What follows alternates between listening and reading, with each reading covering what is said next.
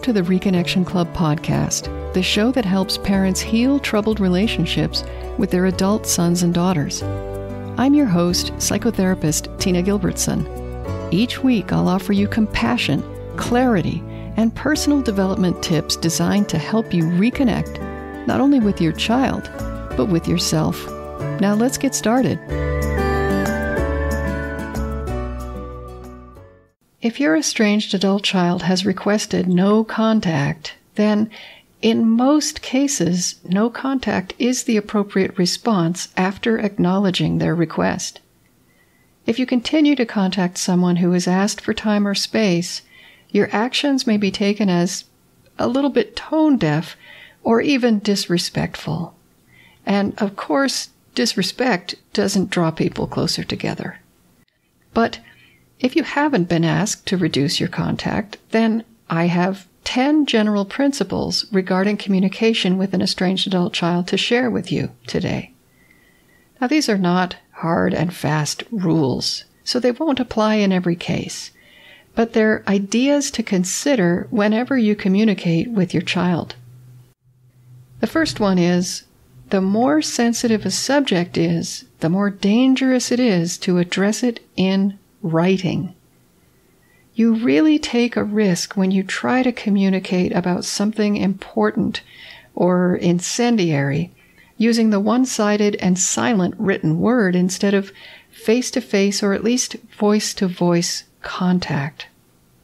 Many estrangements are actually made worse by text or email exchanges because typed words on a screen, well, they can appear colder or harsher than you intended, and misunderstandings are far too common with the written word. So the more potentially sensitive a subject is, the more dangerous it is to address in writing.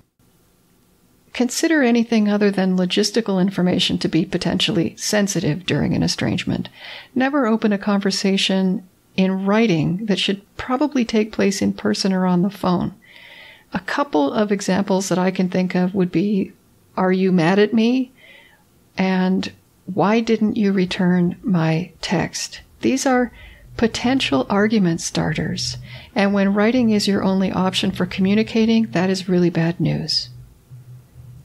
Number 2, never send anything to your child when you are feeling desperate or hurt or angry or basically anything other than calm and centered. Wait until any difficult feelings subside and then make a cool-headed decision about whether and what you want to communicate right now. Anything you feel will come across in the way that you communicate. So only reach out or respond when you feel calm and centered. Number 3, you don't have to respond in writing just because they wrote to you. Remember rule of thumb number 1, don't attempt to address sensitive or conflict-riddled topics in writing. Your child may start something, but you can gently apply these rules of engagement here. If you get a text that will possibly lead to conflict, pick up the phone and leave a message asking to discuss the issue that your child texted about. And don't worry if they don't return your call. The point here is just to avoid getting involved in exchanges in writing that you later regret. So that's number 3. Don't feel that you have to respond to a text with a text or an email with an email. Number 4, stand down from red alert.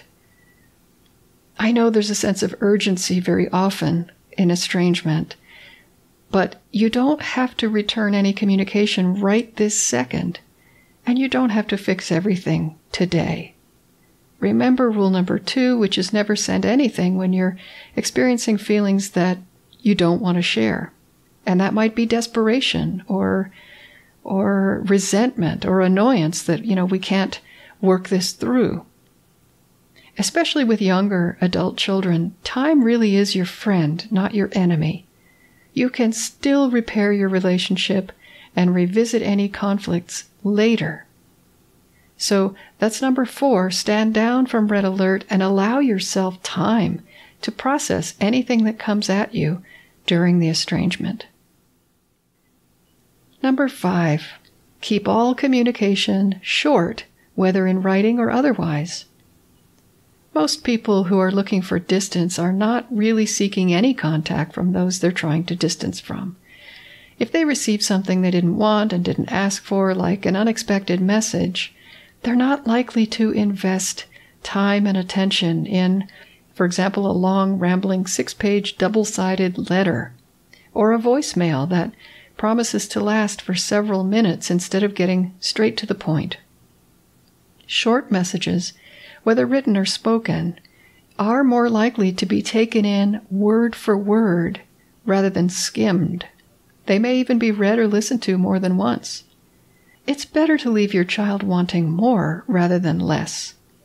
So number 5 is keep all communication as short as possible.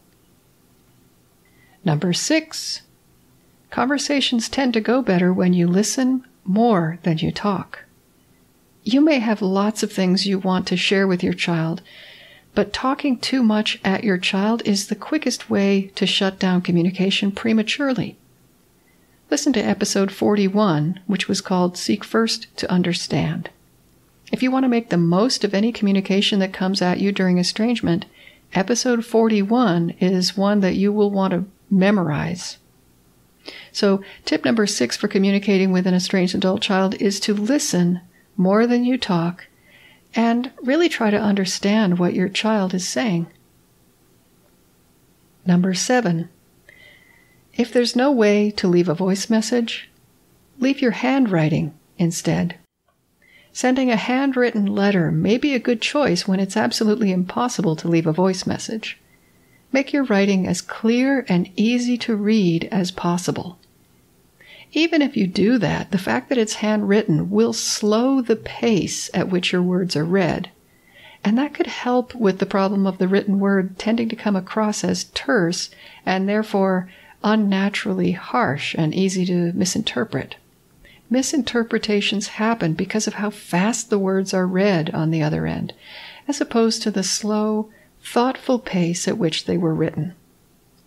If you send a letter, keep rule number 5 in mind and make sure that it is absolutely no more than one single-sided page. And try not to let your letter take up the whole page. So that's rule of thumb number 7. If you have no way to leave a voice message, consider sending a handwritten note. And by the way, you can type the address on the outside of the envelope if you don't want to advertise that it's from you. Number 8. If you send email, tell them in the subject line what it contains and keep it short and sweet.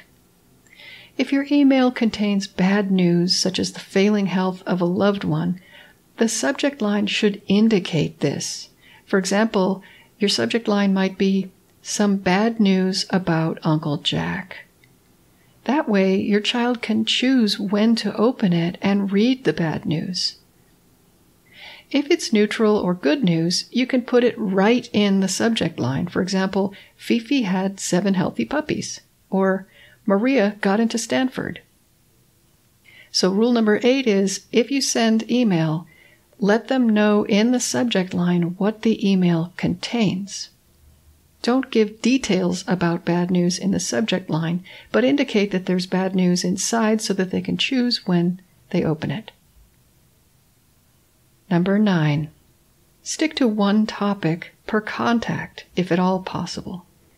Don't send a laundry list of things that you want to apologize for.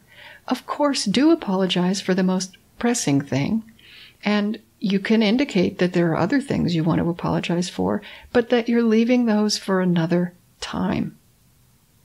If your child contacts you about something in particular, such as getting his stuff from his old bedroom, stick to that topic. You may be tempted to say, "Oh, by the way, do you still need help with the car payments?" But try to avoid that. Sticking to one topic keeps communication clean and leaves the door open, importantly, for other contact that might become necessary or desirable later. It also helps your child feel that communicating with you is manageable rather than overwhelming. So that was rule of thumb number 9, stick to one topic per contact. And lastly, number 10. If your adult child has made a request or complaint regarding communication that goes against anything I have said in this episode, honor your child's request. Rules of thumb are just that. They don't apply in every case. So always pay attention to requests, complaints, and any feelings expressed by your child so that you can respond accordingly. Until next time, remember that you are a loving, lovable, and still growing human being. So please take good care of yourself. Bye for now. If you've enjoyed this episode of the Reconnection Club podcast, I invite you to check out reconnectionclub.com. The Reconnection Club is for parents at any stage of estrangement from their adult, child, or children. So whether you've just realized there's trouble between you, you've been living with estrangement for years, or you're newly reconciled but still walking on eggshells, the Reconnection Club is your essential resource for information, support, and continued personal growth. With our courses and workshops, expert interviews, monthly Q&A calls, and a friendly, active community, the Reconnection Club is a wonderful place to be for anyone suffering the pain of estrangement from an adult, child, or children. So check it out at reconnectionclub.com.